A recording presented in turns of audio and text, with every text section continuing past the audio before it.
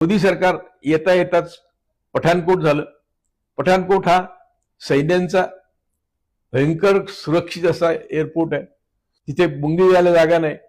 तिथे पाकिस्तानचे अतिरेकी आले म्हणून त्याचा तपास करण्यासाठी विद्वान मोदींनी ISIचे पाकिस्तानच्या ISIला सांगितलं. त्यांचे लोक बोलवले. त्याच्यातून काही निष्पन्न झालं नाही. पुढे उरीचा हल्ला झाला. उरीमध्ये अतिरेकी पोलीस स्टेशनमध्ये लपले होते. त्याला सहज आमचं सरकार अरेस्ट करू शकत होतं. अरेस्ट करून त्याच्यावर खटले भरू शकत होतं. त्यातून ट्रायल झाली असती तर काहीतरी देशाच्या पुढे खरं आलं असतं. तर ते अतिरेकी मारून टाकले. करायचं कारण नव्हतं. तेव्हा अशा परिस्थितीत पुढे पुलवामा झालं.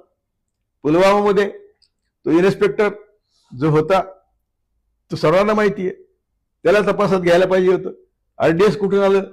त्याचे वॉर्निंग त्यावेळचे गव्हर्नर सत्यपाल मलिकने दिलं होतं. परंतु त्यांच्याकडे दुर्लक्ष केलं आणि पुन्हा त्यांना चूप बसायला सांगितलं. तुम्ही आता चूप बसा.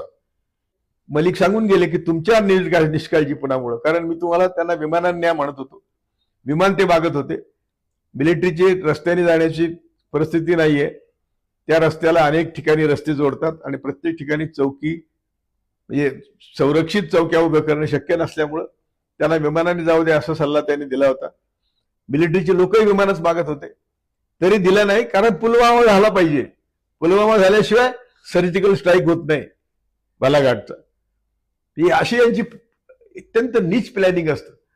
मग बालाघाटच्या प्लॅनिंग सर्जिकल स्ट्राईक मध्ये पण काय घडलं देशापुढे? काहीच नाही.